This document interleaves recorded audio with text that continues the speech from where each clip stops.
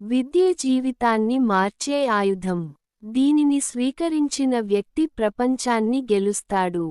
పుస్తకాలు చదవడం మార్కులు పొందడం విద్య కాదు.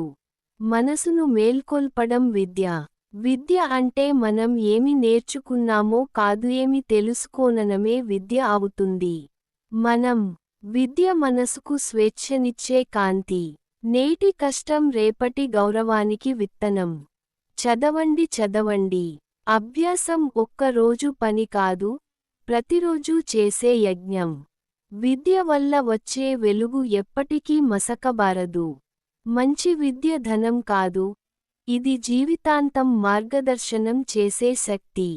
రైతు నేల దున్ని ఆహారం ఇస్తాడు.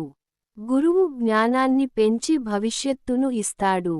విజయానికి కృషి చేయండి, కానీ జ్ఞానం కోసం చదవండి. గుండెను తాకే విషయాలు విద్యపై హృదయ స్పర్శ గల పంక్తులు. తల్లిదండ్రుల నుండి లభించిన ఆస్తి కొన్ని రోజుల వరకు ఉంటుంది. వీరు విద్యను ఇస్తారు, అది జీవితాంతం ఉంటుంది. కాబట్టి దీపం. విద్య అనేది చీకటిలో మనం వెలిగించే దీపం.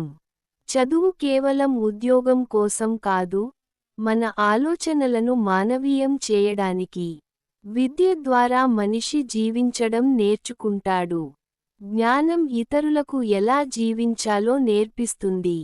విద్య మనసులోని మురికిని తొలగించే సబ్బు, దీన్ని ప్రతిరోజూ ఉపయోగించాలి.